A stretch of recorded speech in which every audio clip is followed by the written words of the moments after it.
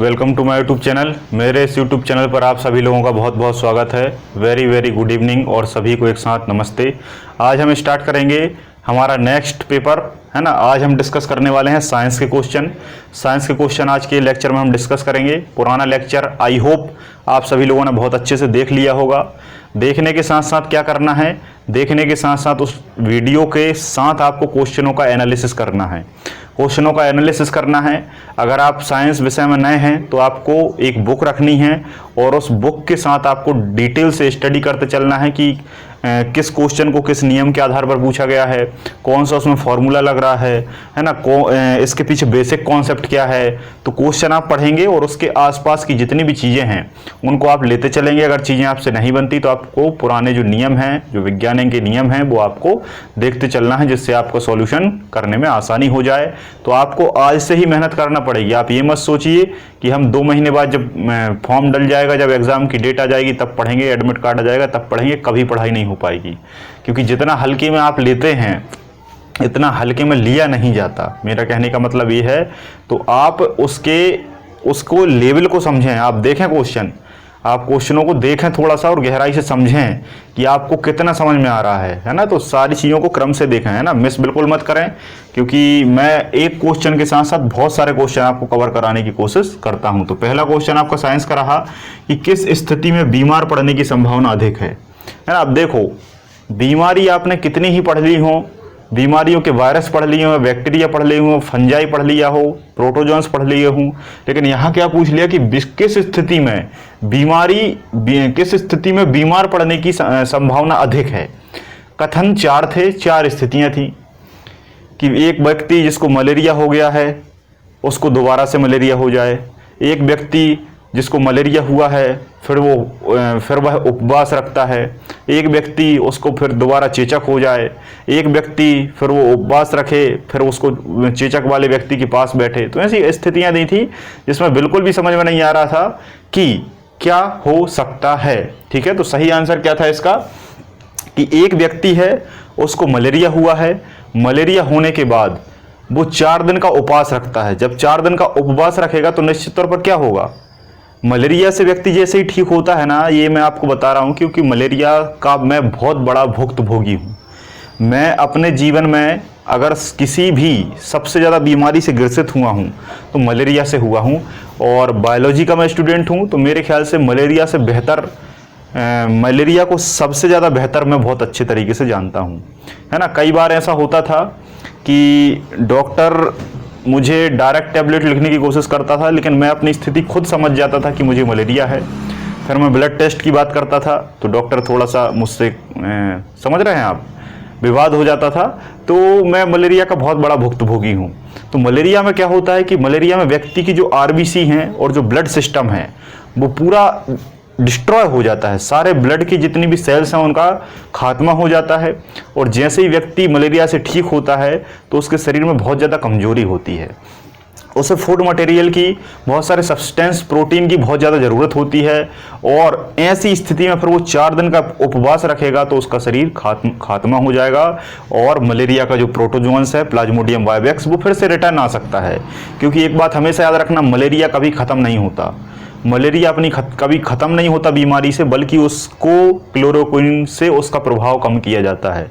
वो आपके अंदर एक बार एंटर कर गया तो वो अपनी पूरी साइकिल कंप्लीट करेगा, है ना। साइकिल कंप्लीट करेगा ही, चाहे कुछ हो जाए। तो उसके प्रभाव को कम किया जाता है। ऐसी स्थिति में आप खाना नहीं खाएंगे तो समस्या बन जाएगी, और उसके बाद आप चेचक के पास बैठेंगे तो, है ना, ज़्यादा बीमार पड़ने की संभावना है। कुल मिलाकर एक अंडरस्टैंडिंग वाला क्वेश्चन था ये किसी प्रकार से आप रट के इसको हल नहीं कर सकते। नेक्स्ट, जीव चपटा, मतलब कैरेक्टर दिए थे, इसमें कैरेक्टर दिए थे कि अगर जीव चपटा हो, जीव ट्रिप्लोब्लास्टिक हो, जीव सिमेट्रिकल हो, मतलब द्विसम्मति, अगर बीच से उसको काटा जाए तो वो दो बराबर भागों में बट जाए, है ना। जैसे मानव को यहां से अगर काटा जाए बीच से तो दो बराबर भागों में बट जाएगा, है ना। कुछ जीव ऐसे होते हैं जो 2 बराबर भागों में नहीं बटते, तो उसका मतलब होता है सिमेट्रिकल, है ना। पैरासिटिक मतलब परजीवी, ऐसे परजीवी मतलब वो दूसरे पे आश्रित हों, है ना, खुद खाना नहीं बना सकते। तो ऐसे जीव किस संघ के हो सकते हैं। नीचे 4 संघ दिए थे, आर्थ्रोपोडा, एनेलिडा, मोलस्का और प्लेटीहेल्मिन्थीस। इसका सही आंसर क्या था? प्लेटीहेलमिन्थिस। क्योंकि प्लेटी का मतलब होता है प्लेट, और प्लेट कैसी होती है? चपटी। अगर बायोलॉजी किसी ने मुझसे पढ़ा है तो मैं सारी चीज़ें जितनी भी पढ़ाता हूँ उसका आंसर मैं उसी में निकाल देता हूँ। देखो प्लेटीहेलमिन्थिस, प्लेटीहेलमिन्थिस जो संघ है, जो फाइलम है, वो प्लेट से मिलकर बना है। और प्लेट का मतलब होता है, प्लेट का मतलब क्या है? प्लेट खुद चपटी होती है। चपटी मतलब उसमें कैसे जीव है? चपटे जीव है। तो चपटा जहां भी दिख जाए आंख बंद करके प्लेटीहेलमिन्थिस लगा दीजिएगा। नेक्स्ट, वस्तु पर ऊष्मा पड़ने पर क्या होगा? सिंपल सी बात है, वस्तु है, वस्तु पर ऊष्मा पड़ेगी तो ऊष्मा उत्सर्जित भी होगी, ऊष्मा अवशोषित भी होगी, और ऊष्मा आगे की ओर भी बढ़ेगी, मतलब प्रसारित होगी। तो इसके उपरोक्त सभी है ना, अवशोषित भी होगी, परावर्तित भी होगी और प्रसारित भी होगी। उपरोक्त सभी सही आंसर थे। ध्वनि प्रदूषण का कारण है ना, अति तनाव, है ना। अगर किसी को ज्यादा डेसिबल की ध्वनि सुना दी जाए तो उसको अधिक तनाव होने लगता है ना, अधिक तनाव होने लगता है। तो अति तनाव जो है वो ध्वनि प्रदूषण के कारण होता है, ये सब बच्चा जानता है। एक ध्वनि जो है वो हमारे लिए कितनी जरूरी होती है? लगभग 55 डेसिबल की ध्वनि को सही माना जाता है। वैसे हम 20 से 20,000 तक सुन सकते हैं, 20 से 20,000, 20 हर्ट्ज से 20,000 हर्ट्ज तक हम सुन सकते हैं, लेकिन 55 जो है वो एवरेज, 55 से 60 जो है वो एवरेज मानी जाती है। नेक्स्ट बात करते हैं स्टील की चम्मच। देखो क्वेश्चन देखो, स्टील की चम्मच जो कि चमकदार है, उसकी निचली सतह को हम किस लेंस की भांति मानेंगे?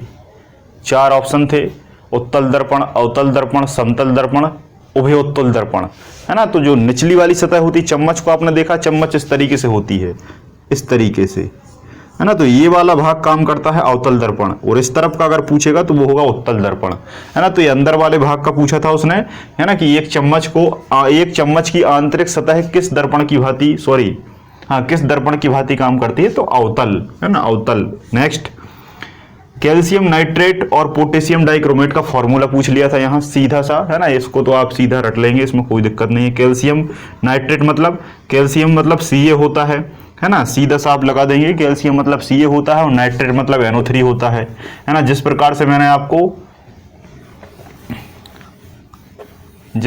मैंने आपको HNO3 पढ़ाया है, HNO3 ये क्या होता है?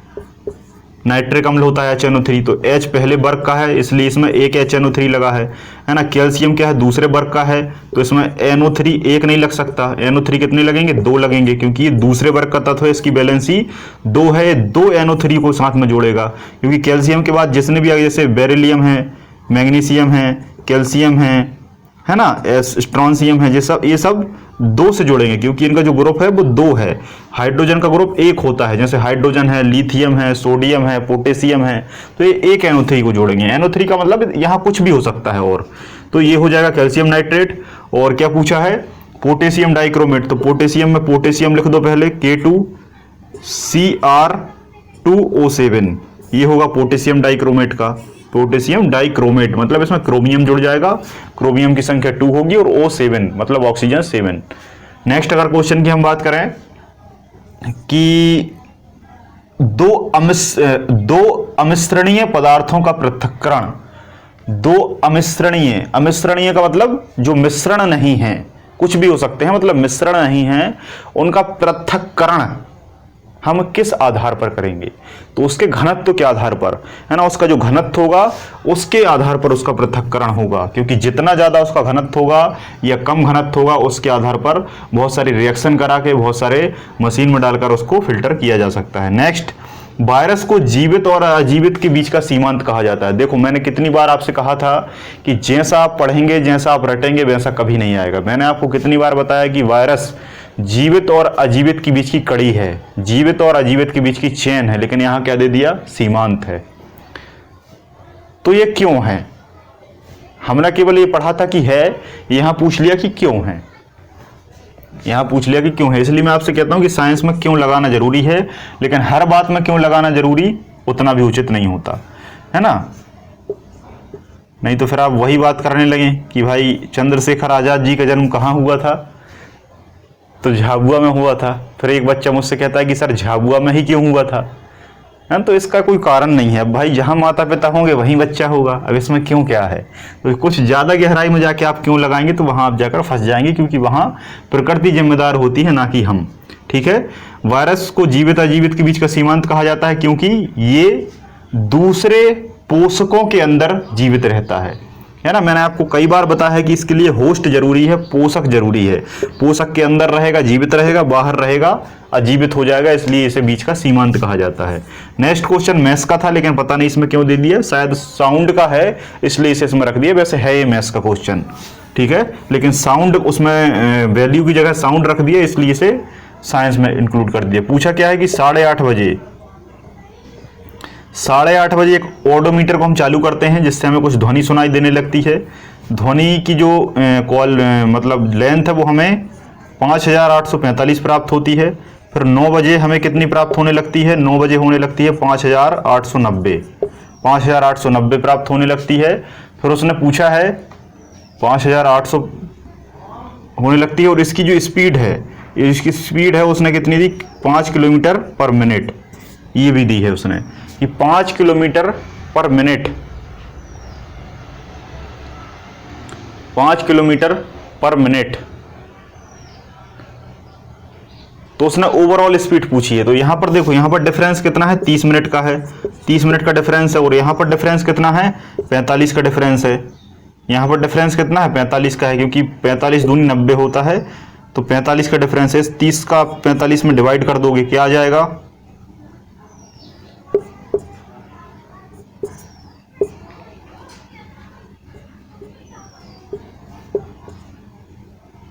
1.5 आ जाएगा। यही आंसर था, है ना, यही आंसर था, 1.5 किलोमीटर पर मिनट, है ना, स्पीड पूछा था। अब इसमें एक और वैल्यू दी थी 5 किलोमीटर पर मिनट, जिसका कोई रोल नहीं था, 5 किलोमीटर पर मिनट की वैल्यू का कोई रोल नहीं था। तो कुछ बहुत सारी चीजें ऐसी आजकल साइंस में लिखी जाती हैं, इवन हर एक उसमें मैथ्स में भी होने लगा अब तो, जिन वैल्यू का कोई मतलब नहीं होता, किन्हीं 2 वैल्यू से वो क्वेश्चन सॉल्व हो जाता है। तो यहां पर आप देख लेंगे, ये वैल्यू का डिफरेंस 30 मिनट है, और इस वैल्यू का डिफरेंस निकाल लेंगे, दोनों को इक्वल लिख लेंगे, काट देंगे, आंसर आ जाएगा।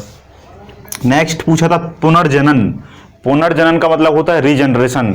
रीजनरेशन का मतलब होता है किसी भी अंग का शरीर से कट जाना और दोबारा उग जाना। अगर आपकी उंगली कट जाती है और दोबारा से उंगली उग जाए तो आपके अंदर पुनर्जनन की क्षमता है, लेकिन ऐसा होता नहीं है। मानव की अगर उंगली कट जाती है तो मानव की उंगली दोबारा उगती नहीं है, कभी भी देख लेना। लेकिन अगर मानव की खाल कट जाए तो उतना हिस्सा भर जरूर जाता है। तो पुनर्जनन की क्षमता हमें बहुत ही रेयर ऑफ द रेयर होती है, ठीक है। लेकिन सबसे ज्यादा जो क्षमता है वो किसमें होती है, तो इसमें 5 चीजें दी थी और उनको क्रम से लगाना था। ये यूपीएससी के ट्रेंड का क्वेश्चन है जो जेल पहरी में पूछा जा रहा है, क्योंकि ये जो क्रम वाला सिस्टम है ना, ये बहुत ही खतरनाक होता है। क्रम वाले सिस्टम को वही व्यक्ति लगा पाता है जिसने डिटेल से, बहुत ही बेसिक से उस विषय को पढ़ा हो, बहुत ही गहराई से पढ़ा हो, क्योंकि उसमें 5 ऑप्शन जो है वो आपको पता होने चाहिए और उनकी गहराई से अध्ययन हुआ होना चाहिए, तभी उनको आप क्रम से लगा पाएंगे। क्योंकि किसके बाद कौन आएगा ये बताना आसान नहीं होता, और वो भी रीजनरेशन के फॉर्म में, है ना। अब आप कैसे अंदाज लगाएंगे कि प्लेन एरिया जल्दी रीजनरेशन करता है कि छिपकली जल्दी रीजनरेशन करती है। आप तो ये जानते हैं कि भाई छिपकली भी रीजनरेशन करती है, प्लेन एरिया भी करता है ना, हाइड्रा भी करता है। आपको बस पता है, आपने पढ़ लिया, लेकिन इसे वही बता पाएगा जिसने इस पर रिसर्च किया है, प्लेन एरिया। अपन ने तो प्लेन एरिया को कभी देखा ही नहीं है।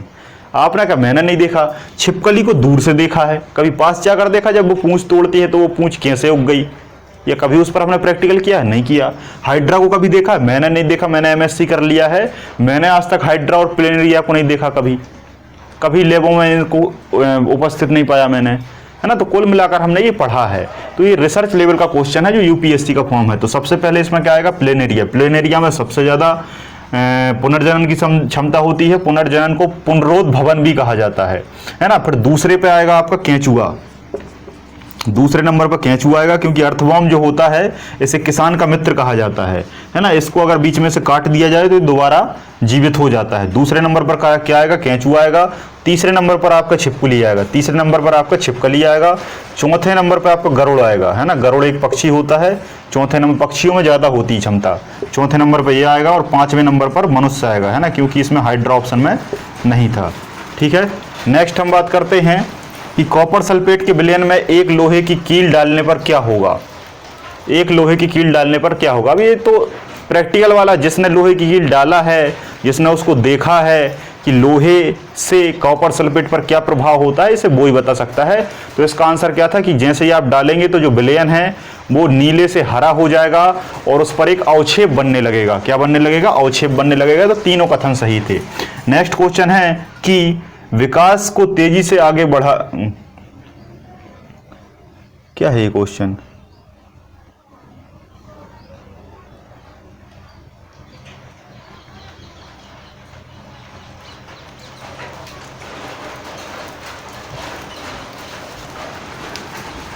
विकास तेजी से आगे बढ़ता है। हाँ, ये क्वेश्चन फिजिक्स का क्वेश्चन है, मुझे समझ में नहीं आ रहा था कि जब विमान तेजी से आगे बढ़ता है, जब विमान तेजी से आगे बढ़ता है तो उस पर क्या प्रभाव पड़ता है ना। 3 कथन 4 कथन दिए थे।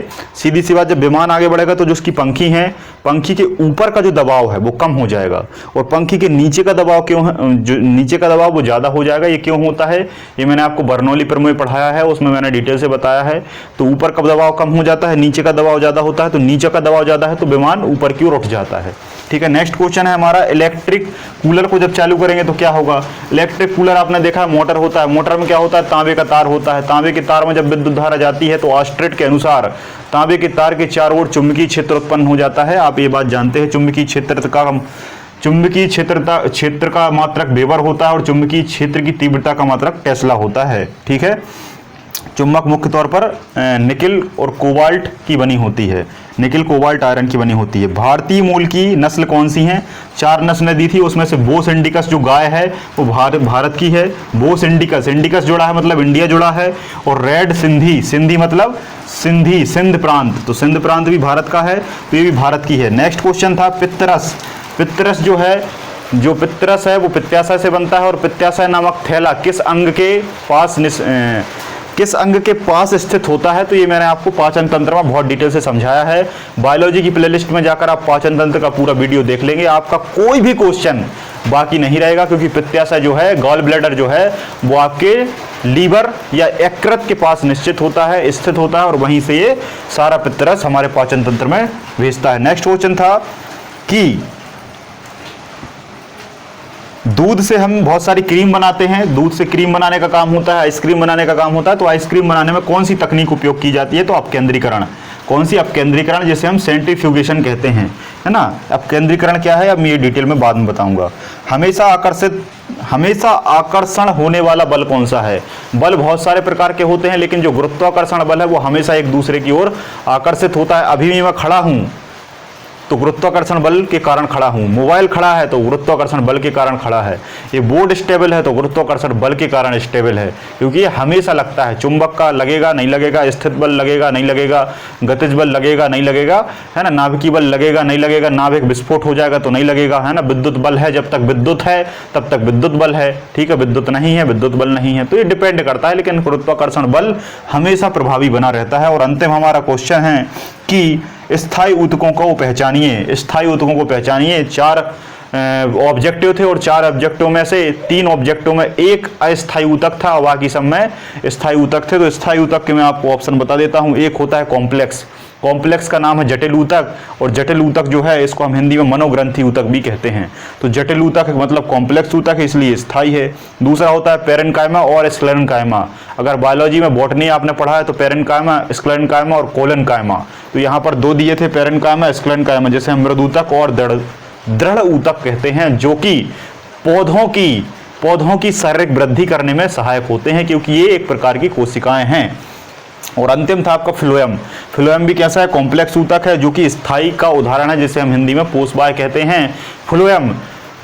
फ्लोएम पौधे के शरीर में भोज्य पदार्थों को एक जगह से दूसरी जगह ले जाने का काम करता है। और जो जाइलम होता है वो पौधों में एक जगह से दूसरी जगह पानी को ले जाने का काम करता है। अगर जड़ में पानी सूखा है तो पत्ती तक पानी कैसे पहुंचेगा, ये जाइलम ले जाएगा। और अगर पत्ती में खाना बना है प्रकाश संश्लेषण के द्वारा तो पत्ती से खाना जड़ तक कैसे पहुंचेगा, ये निर्धारित करता है फ्लोएम। तो आज के इस लेक्चर में आपको सारे क्वेश्चन बहुत अच्छे से समझ में आ गए होंगे। आई होप, मैं आशा करता हूं कि आप इनको बहुत डिटेल से समझिए। अगर कोई डाउट आता है तो कमेंट सेक्शन में लिखिए। अगर आपको साइंस वगैरह की बुक चाहिए हो, जीएस की कोई बुक चाहिए हो, या आप किसी भी प्रकार की कोई बुक से पढ़ना चाहते हैं, नोट से पढ़ना चाहते हैं, तो वो भी आप मुझसे कमेंट सेक्शन में पूछ सकते हैं। किसी भी कमेंट का जवाब मैं बिल्कुल बहुत अच्छे से आपको देता हूँ, है ना। तो आप इन क्वेश्चनों को पढ़िए, इनके आसपास के और क्वेश्चनों को पढ़िए। कोई डाउट आता है बेझिझक पूछिए, है ना। तो आज के इस लेक्चर में आप सभी लोगों का बहुत बहुत धन्यवाद। मुलाकात होगी हमारी नेक्स्ट एपिसोड में। जय हिंद, जय भारत।